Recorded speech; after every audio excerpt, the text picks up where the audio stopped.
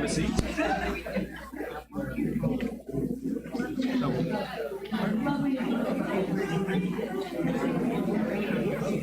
Peri, yep. Just an unusual smell, yeah.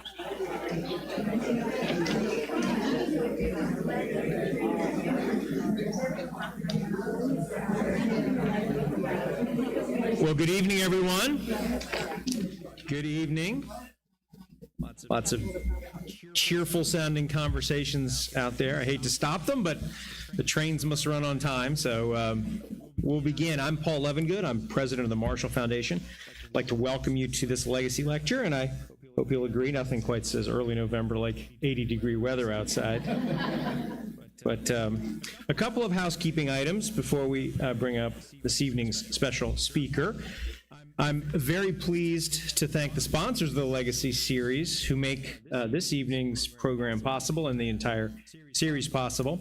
Edward Jones, Raymond James and Associates, the Ann C. Robbins and Walter R. Robbins Foundation, and Cornerstone Bank. And I'm delighted we have three members of the Cornerstone team here with us this evening. So I'd like to give a round of applause for our sponsors.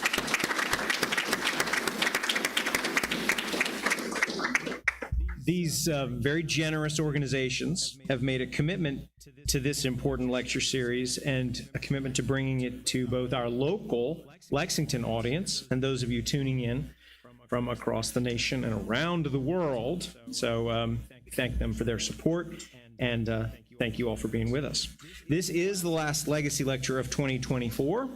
We are planning the spring season now, so please do stay tuned for details. You'll get those all in the mailer that you get, or you'll be able to see it on our website when we set the schedule very shortly. In the meantime, I would remind you to sustain you through those long winter months when the temperature dips into the 60s or so. I hope you'll consider visiting our YouTube channel. We have dozens of past Legacy lectures up there, so lots of things and some really good talks you may have missed over time. So before you're back with us in person. At this moment, as I always do at these events, I would really ask you to check your cell phone and make sure that it is either turned to off or silent, or some setting in which, even if it's your long-lost pen pal calling you, it does not interrupt our speaker this evening. And finally, I would remind everyone we welcome an audience to this lecture from beyond these walls. From all of us here in Lexington, please we'll welcome those of you joining us on YouTube live. And as a reminder, if you are there on YouTube, you can ask questions with the YouTube chat feature, which is at the bottom right of hand side of the video, and they can be sent to us and answered at the end of the lecture. Or if you don't trust YouTube's proprietary technology, you can send an old-fashioned email to Melissa, my colleague, at librarian@marshallfoundation.org, and she will go through those questions and comments and pass along the very best ones for the end of the program. So now on to our speaker. Alexis Peri is an associate professor of history at Boston University, and she's published The War Within, Diaries from the Siege of Leningrad, which Harvard University Press came out with in 2017. That book was named in the Wall Street Journal as one of the 10 best that year on the 10 best books ever on the Soviet home front.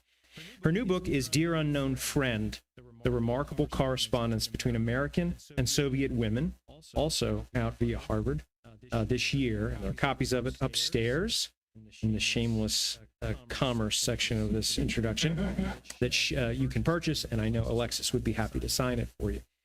She's the recipient of a 2019 Gittner Family Prize for Excellence in Undergraduate Teaching at BU, and the 2024 Metcalf Award for Teaching Excellence, also from BU. So we know she's good in the classroom. I'm sure she will be a delight lecturing tonight. And please join me in a warm Lexington welcome for Alexis Peri.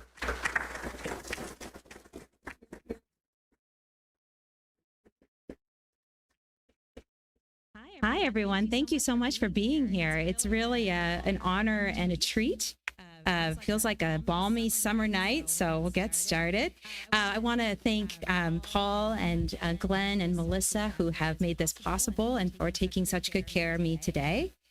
And I want to start by inviting you inside this modest four-room home in Manhattan, Kansas. At the time, home to about 13,000. The town was home to about 13,000 people. And in the front room, we find Jean Wolfe.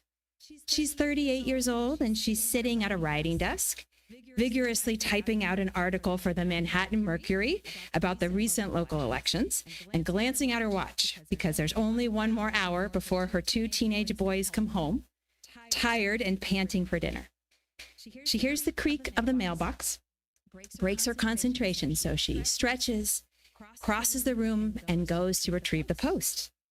And an unfamiliar letter with the postmark Moscow stares back at her. Now, Wolfe had a number of international pen pals, including one from the Soviet Union named Elena Posse.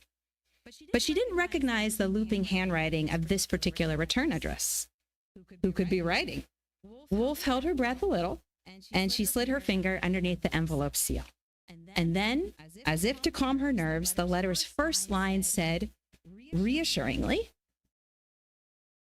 "Please don't be astonished if you get this letter from a complete stranger. I am one of the translators working for the Soviet Women's Anti-Fascist Committee, and it's been my duty to translate your letters to Elena Posse.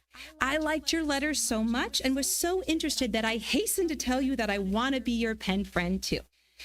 This was September 1947, and the eager author of this letter was Ekaterina Andreeva, pictured there in the middle, and writing from Bolshaya Pochtovaya Ulitsa in Moscow. Already in this first letter, Andreeva was effusive in her praise for Wolfe. She says, "You are exactly the type of American woman I am most interested to know and understand, and to have understand us.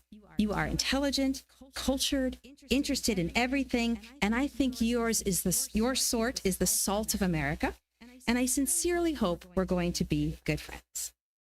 So how could Andreeva be so sure?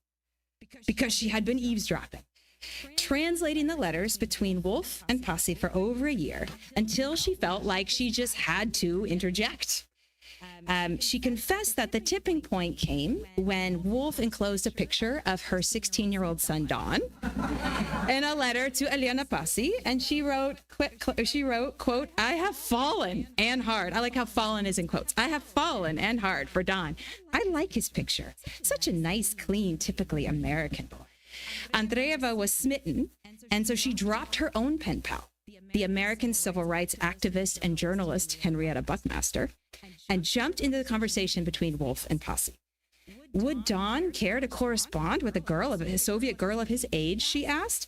"I have two candidates for him to choose from. My niece, Marina, who's 16, and her friend, Amelia, who's 15.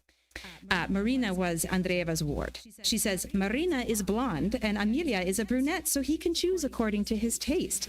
Just like she was setting them up on a blind double date. So Wolfe eventually arranged for her son Don to write to Marina and her younger son Camera to write to Amelia, and soon letter writing became a family affair. These teenagers and the question of how to raise them became Wolfe and Andreeva's main topic of conversation, their main means of connection, and the source of very lively debates. Like the nearly 800 other American and Soviet women who were corresponding with each other at this time, Wolfe and Andreeva were determined to be friends because they saw it as a small but absolutely necessary step towards easing tensions between the United States and the Soviet Union, and therefore toward protecting their children from another world war. Wolfe writes, "Dear sweet Katya," this is in 1948, and here she's already using Ekaterina Andreeva's nickname, Katya. "Dear sweet Katya, practically every family feels the impact of the last war now and then, and I know of none who want a new war." She goes on to say, "Many young mothers I know of are suffering from a constant affliction brought on by the current tensions and the threat to their safety. Shortly before she wrote this particular letter, President Truman had sent B-29 bombers to Europe in a show of force to help lift the Soviets' blockade of Berlin. And in that moment, he publicly endorsed the use of nuclear weapons if in the interest of national security. And mothers like Wolf were sick with worry about that possibility. She wrote, "This is an illness that, quote, acts upon us in strange ways." She listed the symptoms. They included compulsively caring for our children and trying to keep them safe, insomnia, body aches. Quote, "We're all trying this or that to promote the cause of peace throughout the world, but each of us on our own feels so helpless. We read and we try to understand other nations and to fight for the means to secure peace and to teach younger generations to do the same through moral upbringing." And moral upbringing was a phrase that she used and also the phrase used in Russian. It was with this kind of determination that Wolf and Andreeva launched into conversation, and they talked about everything. They gave parenting tips, they exchanged recipes, they discussed their pets, they discussed their favorite books, particularly Sinclair Lewis and the novel Babbitt, although Wolf was worried that Andreeva would get this negative impression of middle-class America from reading the satire. But Andreeva reassured her, it could never be that we could think of all Americans as Babbitts or people from Main Street. We know it takes all sorts to make a nation. They also told each other jokes, and these are hilarious because they're so lost in translation. My favorite one is when Andreeva says, "But I don't understand. Why was the firefly whose tail got caught in the lawnmower delighted?" So anyway, they also send comic strips, which were like even worse because they're trying to explain the picture. Anyway, very fun to read. So in the midst of doing all this, they also endowed the fault lines of the Cold War with personal meaning, giving examples of how they raised their children to absorb their nation's values. And over the course of the 30 letters they exchanged, they debated each other and they grew in affection for one another. Taking up their pens, they practiced the art of politics and of friendship at the same time. So for 7 years, I have been eavesdropping on hundreds of conversations like this, recorded in thousands of letters. Focusing on the years 1943 to 53, when U.S.-Soviet relations shifted from allies to enemies, my book tells the story of how some 800 Soviet and American women cultivated what they insisted was a new woman's style of diplomacy, a diplomacy of the heart. This was the idea that heartfelt conversation and storytelling, expressions of empathy, could actually be mighty political forces, strong enough to help win wars and secure peace. And throughout the Second World War and the early Cold War, when most American and Soviet statesmen waged those conflicts primarily through displays of aggression, these letter writers experimented with displays of vulnerability. They explored the possibility that opening themselves up emotionally to their country's enemy could be politically expedient rather than politically risky. And they adopted this tack not because somehow women are inherently emotional, but because they insisted one has to first connect with someone if one hopes to change somebody's actions and attitudes. One of the letter writers put it this way. She said, "It seems so important for the people in our two great nations to get to know one another better. Not on state matters, but on small domestic details which so touch the heart. Because in the end, it is the heart and not the head that is the main source of our motives, our actions." So the key to mending U.S.-Soviet relations, they claimed, lay in the emotional more than the analytical, and in everyday matters more than in policy. This mission for heartfelt connection was born in the most unlikely of places and times, the era of high Stalinism. The program reached its peak in the early Cold War, years marked by Stalinist isolationism, Truman's containment policy, and at that time, both governments criminalized various forms of contact between their citizens, including information sharing, and in the Soviet Union, marriage was illegal between Soviets and foreigners. Now, some of you may be thinking, who cares, right? This is only 764 women.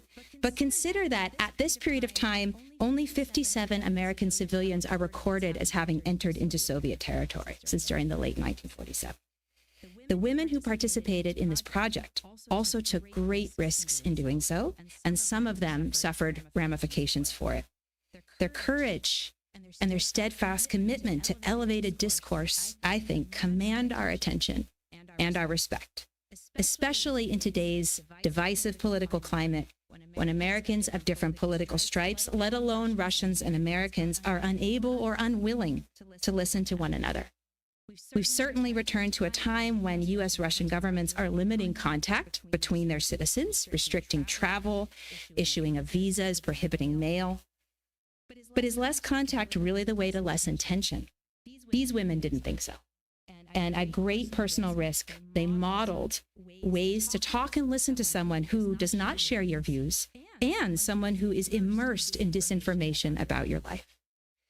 The Penpal program truly broke new ground. It began 15 years before Nikita Khrushchev's thaw, quote, opened up the Soviet Union to the West, 13 years before the Geneva Conference, 17 years before the first cultural exchange treaty between the United States and the Soviet Union, which of course gave rise to numerous cultural diplomacy ventures. The American participants even sent a model nursery and worked to send a model kitchen to the Soviet Union. Now, this is 15 years before U.S. officials hit upon this idea for the famous kitchen debate. Much of the diplomatic work we credit to men like Eisenhower and Khrushchev was already a decade in the making by women. The Penpal program was born out of the Soviets' desperation to repel the Nazis by rallying its Western allies.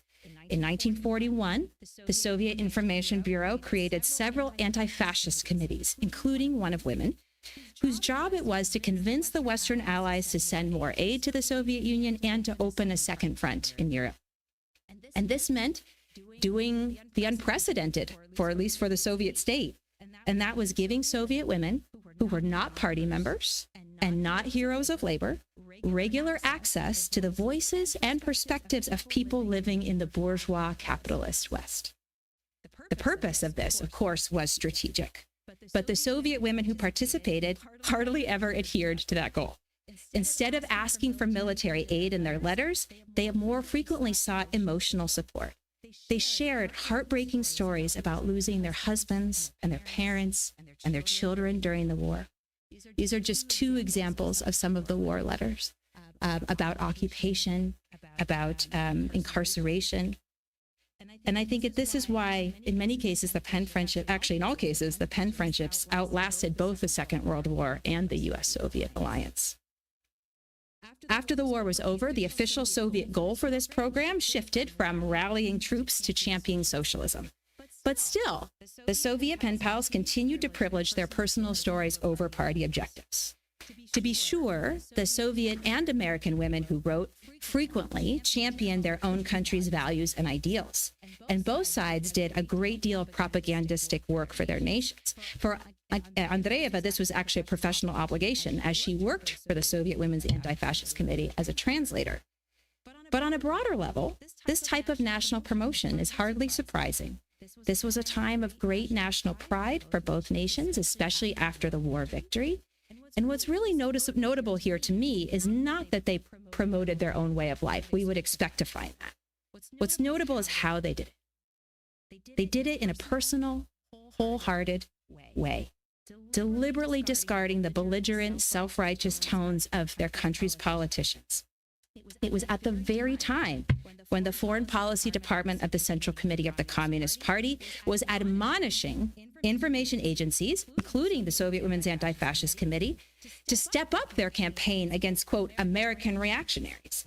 At that very moment, the Penn Friends were offering compliments and well wishes, and most of all, finding ways to disagree without making the other person wrong. So today I want to give you some examples of this diplomacy of the heart at work in the correspondence between the two women I mentioned earlier, Jean Wolfe and Ekaterina Andreeva. So first, let me tell you a little bit about who they were. Jean Wolfe grew up in a farming family in Missouri. Before her sons, Don and Cameron, were born, and then after they finished high school, she worked as a teacher.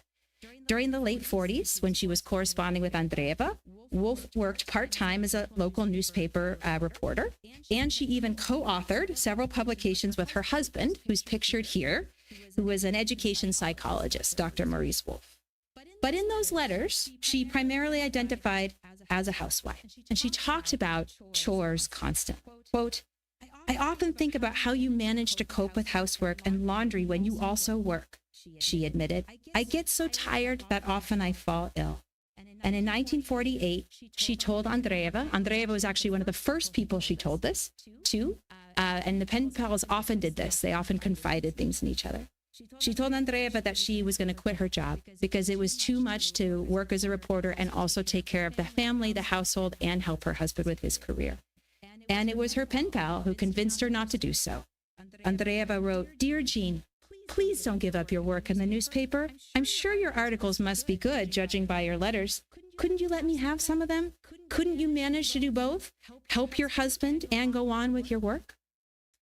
Wolf also dreamed about going to college and of learning Russian. But she writes, "To my shame, I have not found time to take these courses. Life is so filled with housework. It demands to be done every day so that I don't have enough time for studies." And like other American pen pals, she cast herself in very modest, mostly domestic terms. In her first letters, she took Andreeva on a virtual tour of her home, describing everything, square footage, and even the, quote, pink bulges on the upholstery, end quote, of her couch. But she didn't mention her work as a journalist until her fifth letter. The exact patterning is opposite in Soviet letters.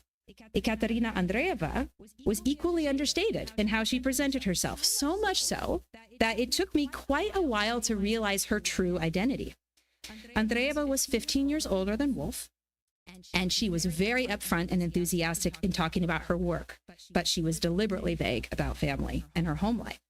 Like most Soviet participants in this project, she was a widow, and she wrote, quote, "I am from an artistic and literary family.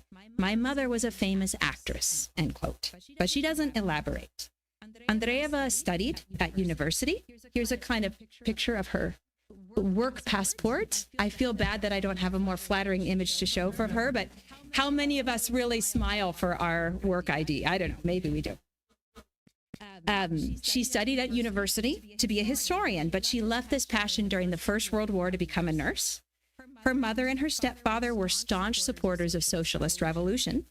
So they fled the Tsarist police in 1906, and they stayed abroad for many years. And while abroad, young Andreeva learned English, French, German, Italian, and these skills helped her then to become a translator. By the way, she still wrote all her letters to Wolf in Russian.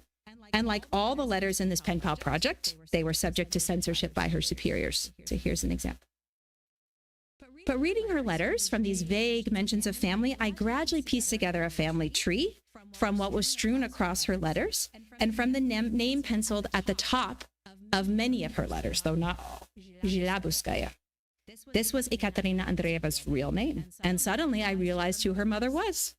She was none other than Maria Fyodorovna Andreeva, one of the most feted actresses of her generation, the one-time partner of Konstantin Stanislavski, the favorite of Anton Chekhov, leading lady of the Moscow Art Theater. And of course, that meant that her stepfather was Maxim Gorky, the most famous, most celebrated of early Soviet writers. Andreeva never mentions these towering figures, but she does use her mother's stage name as her nom de plume. In fact, many pen pals from both countries hid parts of their identities, and almost all described themselves as ordinary or typical, but none so dramatically hid their social standing as Andreeva. Part of the reason for this is that, meaning why they styled themselves as ordinary, is that the pen pals really sought to connect on everyday matters, which they assumed that all women had in common. They learned different. For Wolf and Andreeva, the topic of conversation that yielded the most and most passionate discussion was how to raise children. And the discussions of upbringing would take them deep into ideological debate, but they always unfolded from blithe beginnings, a polite query about a kid or a compliment about another's child. Gene Wolfe gave regular updates about Don and his musical pursuits and about Cameron's success in sports. And Andreeva cheered the Wolfe boys on, and she sent Cameron sports magazines and Don sheet music. Andreeva in turn boasted that her niece, who was her ward, Marina, was a straight A student and the leading lady in the drama club play, taking after her grandma, I suppose. At one point, she fishes for compliments. Quote, "I'm awfully interested to hear what you think of Marina's photograph." Marina is getting prettier and prettier. And then she says in parentheses, "It is not only her adoring aunt who thinks so, and she promises to become almost as great a beauty as my mother was." And Wolf, like a good friend, was very quick to voice her admiration. "We find Marina's photograph to be terrific. Her eyes are very expressive. She looks very serious for a young girl. Dawn plans to send her movie magazines," end quote. Now, in the course of complimenting each other's children, the Penpals began to promote the core values that guided their parenting choices. And they discovered from each other's letters that what they assumed to be the best and most natural methods of child rearing were, of course, imprinted with their national ideals and myths. Their approaches to parenting were deeply personal and also profoundly political.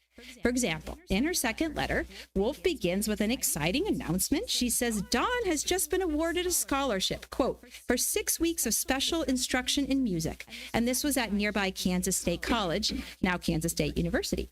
The grant covered a third of the cost. Quote, "So my husband told Dawn that he would pay half if Dawn was able to earn the rest. Today, Dawn drove an automobile to the country for a man. He worked on another man's shrubs. He mowed a lady's lawn. He washed dishes to earn money." And she goes on and lists several other tasks, very proud of her son's industriousness. And Ekaterina Andreeva begins her reply, of course, by cheering Dawn on. She says, "I've been telling all my friends about Dawn, and all say, 'Oh, what a shame that gifted boy can't get his training for free. Here he would have been given all faculties,'" this is how it's translated, "to train. We have special schools for gifted children where they're given an ordinary school education plus training in the art that they love." And these special schools in the Soviet Union, now very famous, were opened in the years before the Second World War, really to cultivate prodigies. So, of course, wrapped in this encouragement is an advertisement for social programs in the Soviet Union. And Wolf responded very appreciatively, but she noted for her friend that Dawn would really been rewarded by the experience of earning his room and board. He wrote, he was completely gratified and learned a lot from all the hard work he had done to earn his tuition. At that time, there was a huge influx of American teenagers, then a very new coinage, into the labor force. This was during and after the Second World War. So that by 1950, nearly half of all American high schoolers had at least one part-time job. Wolf's younger son, Cameron, was also just as enterprising. He did odd jobs, quote, "for small expenses, for candy, for ice cream, and theater tickets," end quote. So in helping themselves, Wolf tries to explain, Dawn and Cameron were doing essential services for the community. And she writes the following: "These tasks used to be done by odd jobsmen, but since so many of them served in the military, they're now enrolled in college and went on to do, quote, white-collar work in any industry. They don't have time for small jobs around the house, so they rely on schoolboys for this job." So you see, while Andreeva is touting free Soviet schools, Wolf is praising the GI Bill for allowing veterans to advance professionally. Andreeva responds oh so effusively, but skeptically. She says, "Financing one's musical training is one thing, but why should the boys earn money to spend on themselves?" And Wolf then, this, by the way, unfolds over about 6 or 7 letters. It's a very slow, though passionate conversation. Wolf pens a very considered response, which distills some of the values that undergirded her parenting decision. Quote, "I thought a lot about how to explain to you our view of the fact that the boys work during the day, after school, and during vacation," she began. And she clarifies there that the children were learning how gratifying it was to earn one's way and to help others. She says, "This work provides service, goods, or beauty.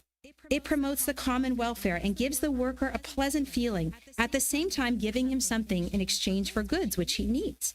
In the spring, Dawn dug up flower beds for a neighbor. She paid him for it, and he bought some kind of clothing for himself. Now her flowers are blooming, and we all enjoy them." Dawn was satisfied because she approved of the way he did the work, and he felt that he had worked well.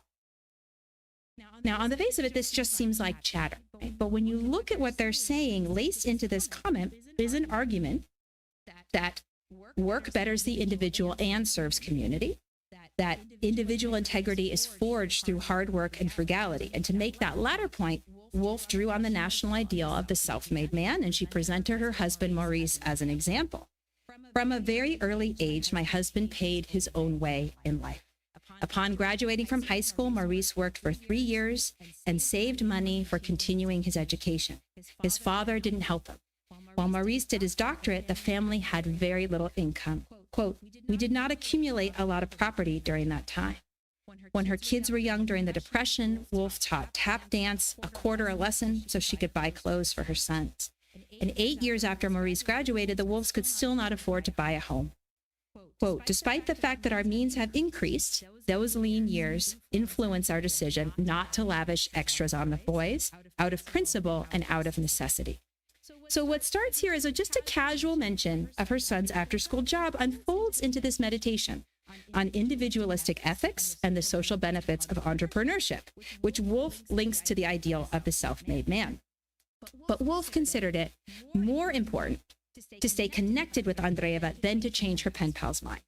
After making her case, Wolf immediately reaffirms the commitment to friendship. She says, "But we will not start to argue about this or any other topic, right, Katya? People's beliefs are shaped by their needs and their conditions, as well as influenced by the history of their countries. I'm trying to understand you." And then she adds, "May I call you Katya? I came to the conclusion that this is a name for close friends." And she signs off in the same vein, using the nickname her pen pal had given her, "Affectionately yours, Jana."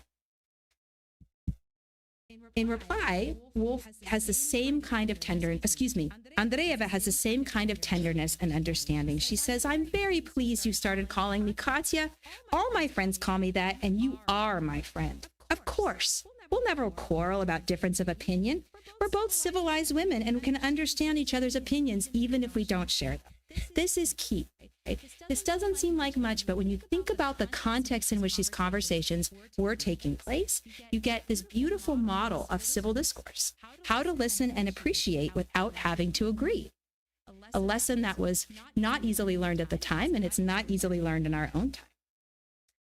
Andreeva explained that she had no objection to the boys working. In fact, she placed a high value on labor, but she didn't. But then she did mention that during the Soviet period, that many teenagers did work. She didn't mention that this was mandatory, actually, that when they were not in school, they were to do agricultural or industrial labor. But what she does question about Wolf's reasoning is whether the boys should pocket the earnings for themselves. She says, "I didn't say it was wrong." Sorry, I'm a little off on my slides here. She said, "I didn't say it was wrong for the boys to earn money. I only said it seems strange for them to earn money to spend on themselves. Here, skilled children often work. In summer, they help on collective farms or with crops. They work in their school's vegetable patch. They produce the produce that goes to school lunches. But this work is done as community service, not for money." And though she applauded the Wolf boys' industriousness, she did not applaud their entrepreneurial skills. Like Wolf, Andreeva then also drew on national mythologies to showcase this communalist ethics. During the war, she points out, there was a movement of schoolchildren called the Timur movement. Timur is the name of the hero in Arkady Gadar's novel Timur and His Team, Timur и его команда. Children belonging to the movement set themselves the task of helping families of soldiers and war industry workers. The boys would split wood, draw water, do all sorts of repairs and harvest, and the girls washed and dusted and mended clothes and kept young children entertained. They helped with housework, but they didn't want anything for what they did. That was their share in the common effort to liberate the country. So this is an argument that work should be a social service, an act of gratitude, rather than a source of income. And indeed, after the Timur stories appeared in the summer of 1940, first in Pionierskaya Pravda, which was this newspaper for scouts in the Soviet Union, real-life Timurupsi started to form gangs and do their deeds in secret, never accepting credit or payment. The regime then deliberately tried to expand this movement after the Nazis invaded. In July 1941, Pionierskaya Pravda's front page outlined the patriotic duty of a pioneer, and it instructed you to follow the example of Timur. Gaidar was, by the way, only given 15 days to produce another novel, a sequel to his first. So all this is done under coercion and duress, which is important context to have. But Andreeva, after making this case, she too immediately softens her tone. She wraps her protestations in praise for the Wolf family. She writes, quote, "I can quite understand that you're happy about Cameron's work on the college agronomy farm, and also his liking of work. Perhaps this will waken an interest in him for agrobiology." And she closes with an affirmation of friendship, asking Wolf to make a pact with her that they should write every month without waiting for a reply. Now that we've begun to know each other better, we'll never be short of subjects, don't you think so? Well, goodbye for the present, darling. Cordial greetings to Maurice, Dawn.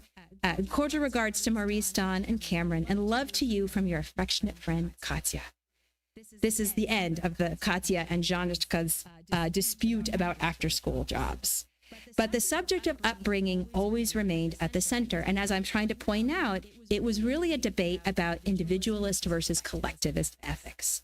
It crops up again and again. And there are moments when Wolf asks Andreeva to describe the school system in the Soviet Union, how they prepare young people for citizenship. And one of my favorite things is that she even sends Andreeva copies of Don's essays that he wrote in high school courses. She adds, for which she received the highest marks. So you can see there's like a little bit of a Sputnik effect that happens here already in the 1940s. High school courses had titles like, quote, "Freedom and Responsibility," or, quote, "The Person in the Social World," exactly getting at this relationship between the individual and society and what are the obligations therein. So she explains, quote, how he studies the structure of society, industry, economic problems, and the role of individualism in both.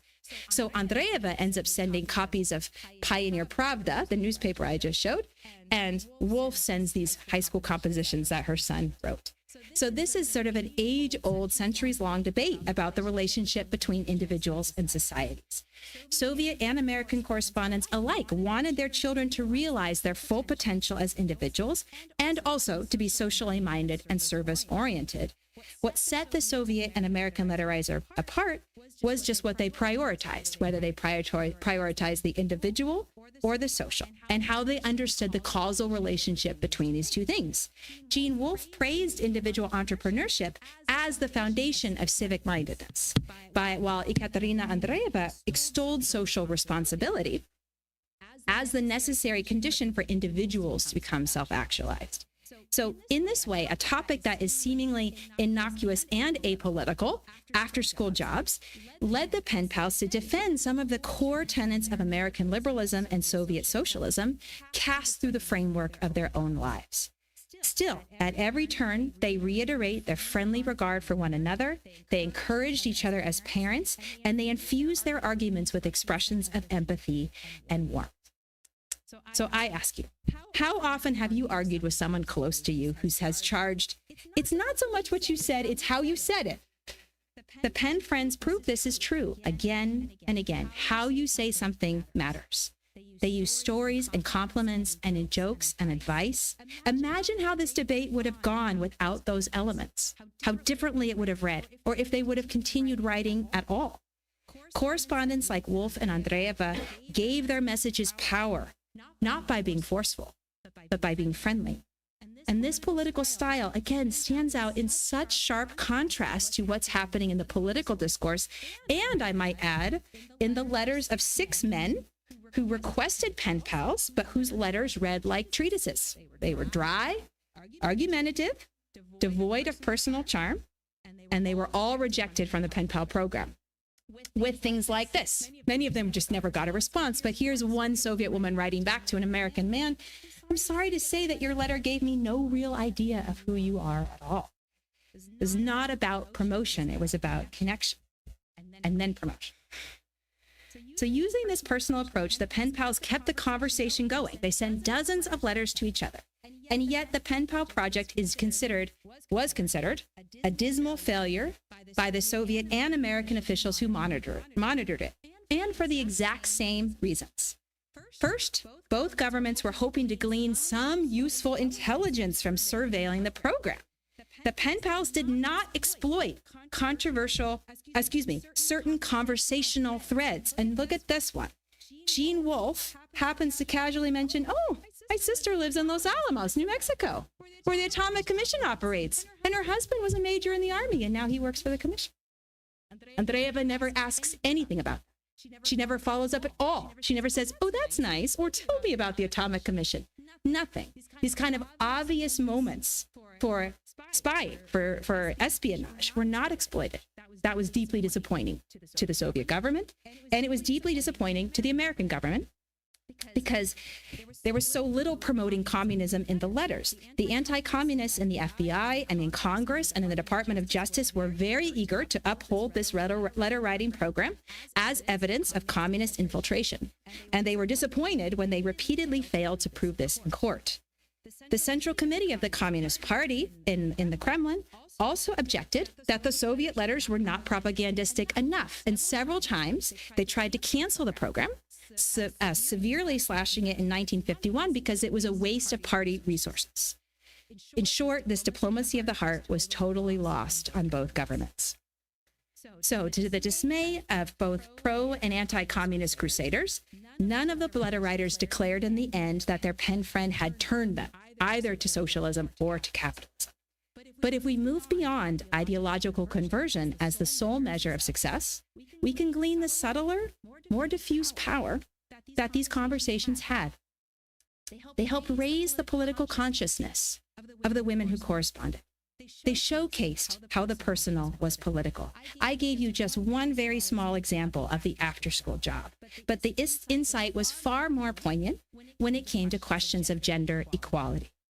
As the Penpals learned about each other's lives, they began comparing the obstacles and the opportunities that they faced.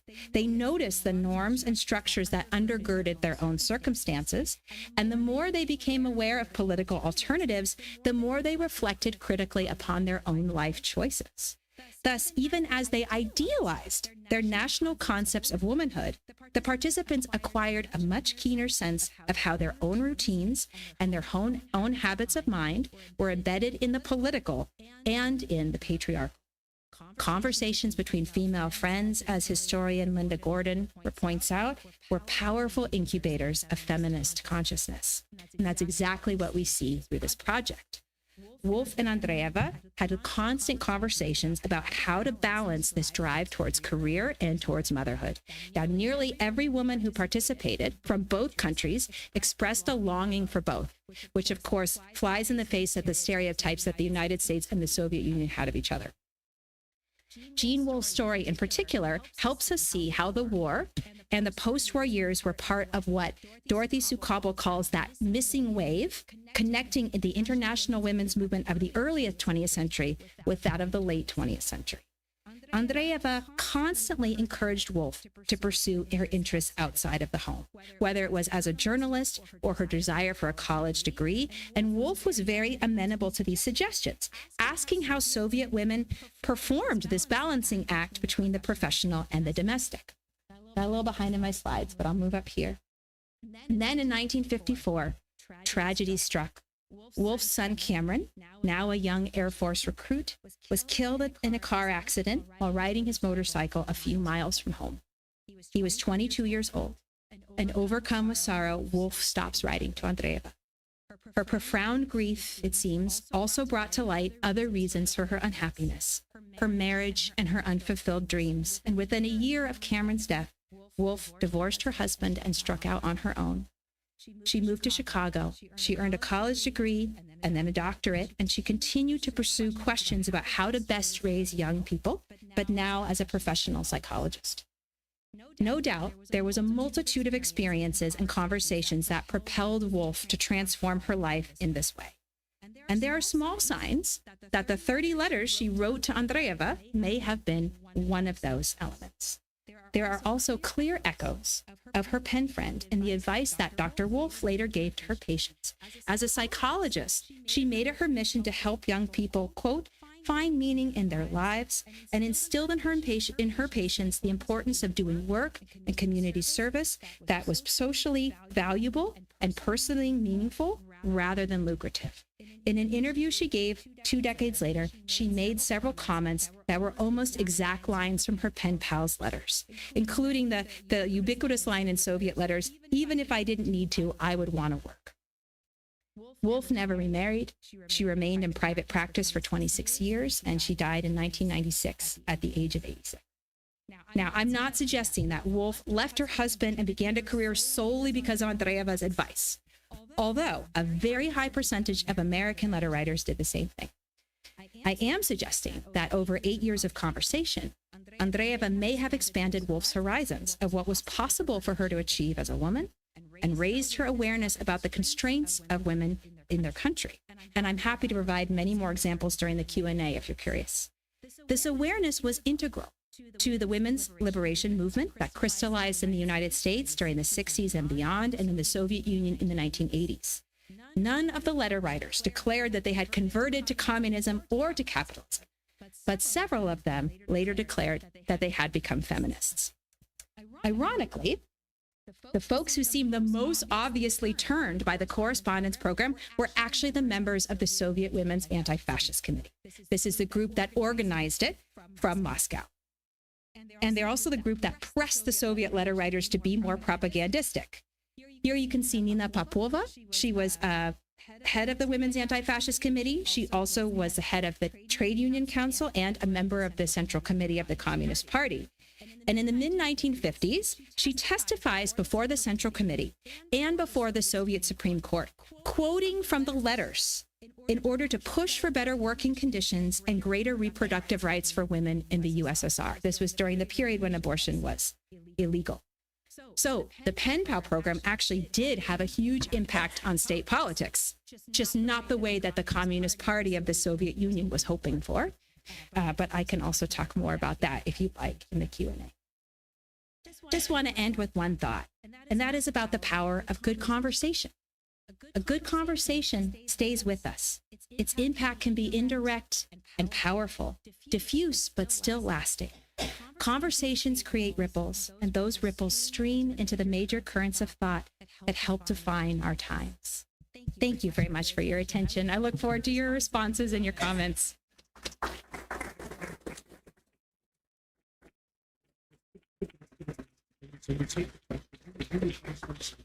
Absolutely. Yeah, no problem. Yes. Okay.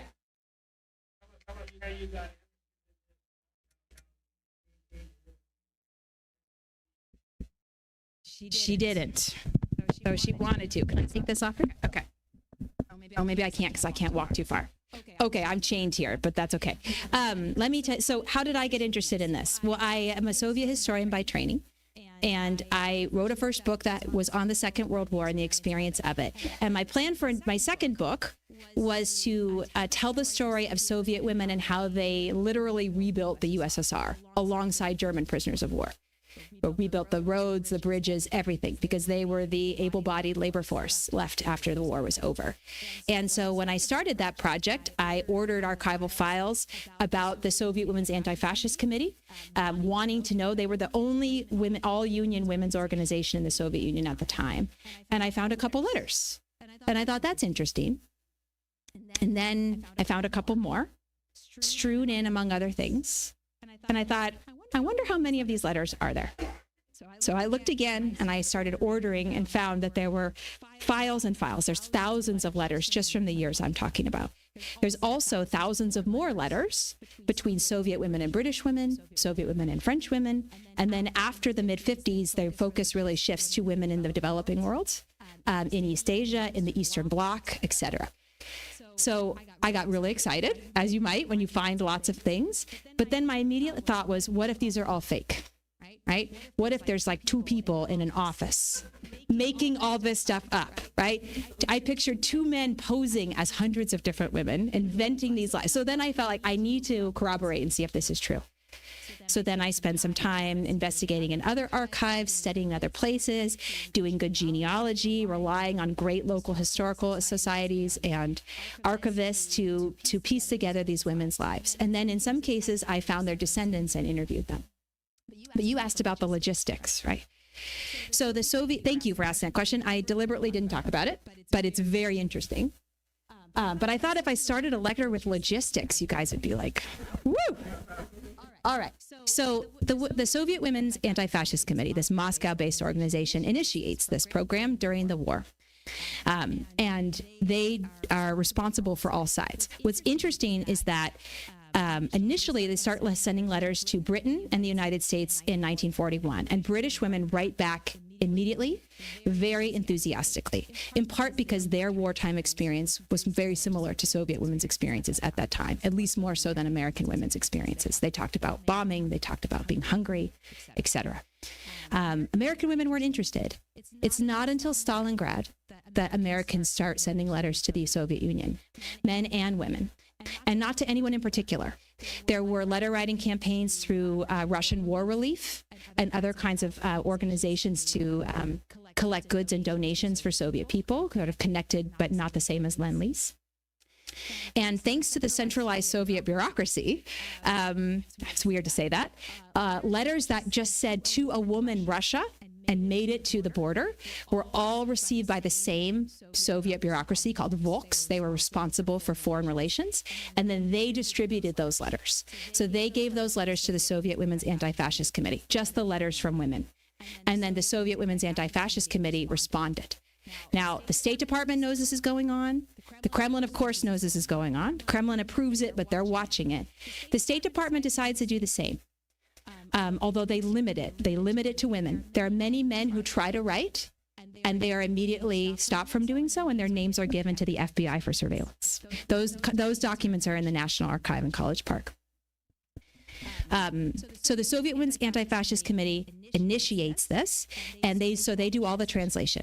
If the letter is in complete form in the archive, which it wasn't always, there would be a copy of the handwritten original letter. The originals were sent to the recipient. Then there would be a translation of that letter. So let's say it's an American letter, be a handwritten American letter, a Russian translation of the letter, then sometimes a Russian censored version of the letter, though they rarely censored what Americans had to say. And then in response, there would be a Russian handwritten letter. Those are not always there. Then a typed up transcript of that Russian, then a censored version of that Russian. By the way, they censored very lightly, surprisingly lightly, and they did really good translations. There were only a couple things that really threw them off, the translators. And then there would be another version that was translated into English, and it always said, send on good paper. And then they would retype it and send it to the United States. So the recipient would get handwriting, and then they would get a typed up translation. It was incredibly labor intensive. So the Soviet Women's Anti-Fascist Committee got audited several times by the Central Committee, and the Central Committee kept saying this is a total waste of our resources. In 1945, when the war's over, they try to end it. They try again in 51. But what happens is that they get so many letters from the United States, they can't resist the opportunity. So in the beginning of the war, in the beginning of the project in 1941, and through 1944, it's really Soviet driven. They want to connect with the West, with their allies. After 45, it's really US driven. Not officially, of course, but it's really Americans who are clamoring for Soviet pen pals. And it's very hard for the Anti-Fascist Committee to keep Soviet women writing in this climate of fear under Stalin. They're constantly having trouble recruiting more letter writers. Does that answer your question?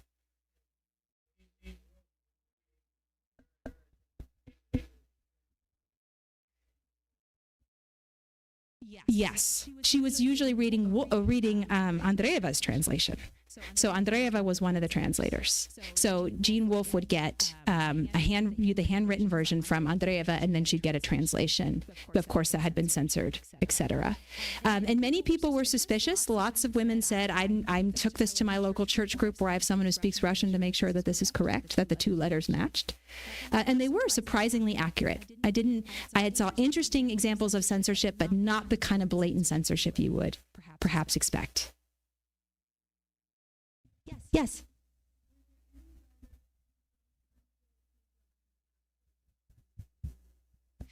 There are not.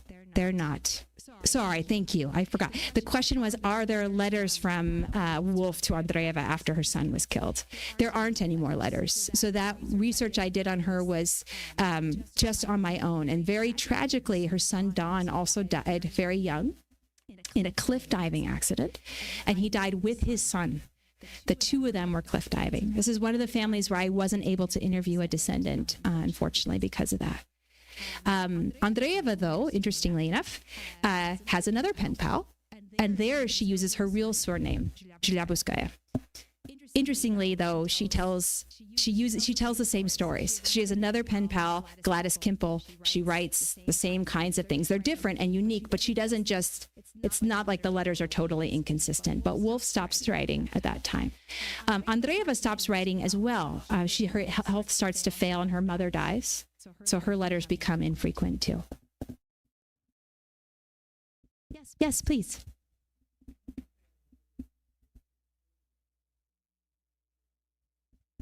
So why is it an American archive? It's not. So every letter I found is from the State Archive of the Russian Federation. Yes. Yeah. I used a lot of American archives to fill in other parts of the story. Certainly, there were many documents pertaining to this pen pal program. So the FBI has many. I was very familiar with my FOIA requests, Freedom of Information Act. I did that over and over, and I'm still waiting for more of those. Who knows? Maybe I'll have a new edition of this book if those ever come through. And there was a lot of documentation from the House Un-American Activities Committee, from the Justice Department, the Subversive Activities Control Board, all of these, and the State Department. So the groups in the United States that monitored this correspondence and were nervous about it, but they had the same attitude really as the Soviets, which is, well, they're just women. Right? That's really the attitude. So they thought, well, when you read the State Department and the Kremlin pieces, they're remarkably similar. And they say, well, women are good at making friends. They're friendly. They have social finesse. Best case, they put a friendly face on our nation, right? And maybe they get some useful information. Worst case, they're just women. They don't know anything, right? They're not a security risk. This is a little bit before there became such a concern in the United States about Soviet spies, women spies, like Elizabeth Bentley and Ethel Rosenberg, right? That certainly comes, but that's a little bit after this has already gotten underway. So I found the letters all in Moscow. And then when I contacted American families, they were shocked. Their grandmothers and their mothers had not told them that they had a Soviet pen pal. So it was really quite a moment so first thing I did was give them copies of the letters so that they could read them. And then we had conversations. And it was interesting. A lot of them said things like, this is a totally different side of my mother than I knew about, but it definitely sounds like her. Like it rings true. But often these women wrote before they had children or when their children were small. And then because of the political circumstances, they did not pass this on within the family. I hope that answers your question. Yes, please.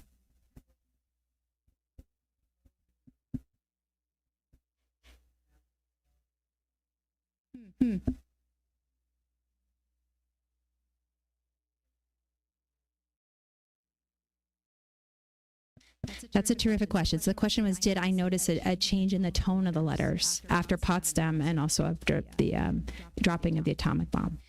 I didn't. And I think the reason for that is primarily logistical, and that is that the wartime letters were the sparsest, and also the most time elapsed between the wartime letters. So the records there are much poorer, I suppose. I did notice a lot of tone shifts for other reasons, which I can mention in just a second. But what's interesting is that they're writing about after-school jobs. They're writing about raising their children. They're writing about housework and these things, which, as I've tried to show, are deeply political, even if they seem like trivial. But what they're not doing is initiating conversations about nuclear war or about the Korean War or about the Marshall Plan or any of those things. Now, of course, they know they're going on. Of course they do, right? These are shaping their lives and their worries, and they're reading about this constantly. Reading about this constantly in the press. But they are deliberately trying a different style of diplomacy.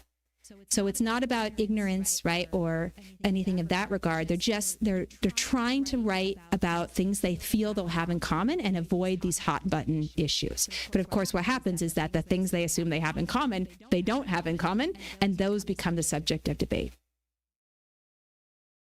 Please. Yes.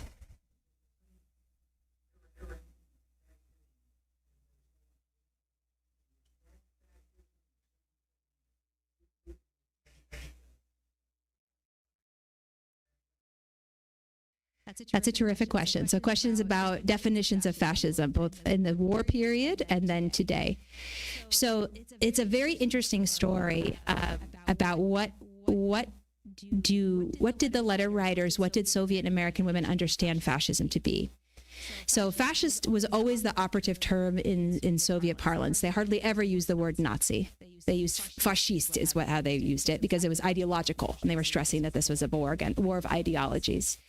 The way that fascism was defined, not explicitly, but between the lines of how Soviet women wrote, was they really understood fascism based on its exclusionary violence, its genocidal violence. And of course, they understood it that way because that's what they were experiencing in Soviet territory. So they would really emphasize sort of racial elements, intolerance of ethnic diversity, et cetera, on the part of fascists. And then they would contrast that with Soviet ideology, which of course they touted as this friendship of the peoples, this great bastion of ethnic tolerance, et cetera. Right? They gave a very positive spin on that, misleadingly so. But nonetheless, that's how they understood fascism. American women who wrote had a different understanding of fascism. And they understood fascism as this sort of incessant need to make war. And so the way that they contrasted fascism with their own American ideals was as a country that loved peace and that would create policies to prevent conflict. Now, neither of these definitions they're not mutually exclusive, obviously. They're also not official state definitions, but this is sort of what they meant by fascism. So the Soviet understanding of fascism was deeply embedded in Soviet ideology. American letter writers' understanding of fascism was deeply embedded in Judeo-Christian ethics about tolerance and peace, etc. And what they just, during the war, they used this term fascism and Nazism, and they assumed that they were fighting for the same thing and that they wanted the same thing after the war. And the letters right after the war really demonstrate that, in fact, anti-fascism was a really useful mantle because it's so vague, and that they actually had very different visions of what the right path to peace was. One based on the socialist model and one based on an American model and Judeo-Christian ethics. So the definition of fascism is an interesting one. My next answer is going to be cagey. I legally am not able to comment on the current Putin administration in a public forum. I've had enough run-ins with the Russian government that I've been legally advised not to do this. If you want to talk about it at some point off the record and just have a casual conversation, I would be happy to do that. But I'm sorry that I will not answer. I can't answer that question in public. And that's just based on my own safety and past experience. Yes.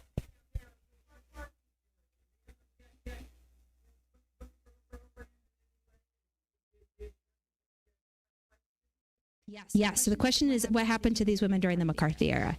Yes and yes is a short answer to your question.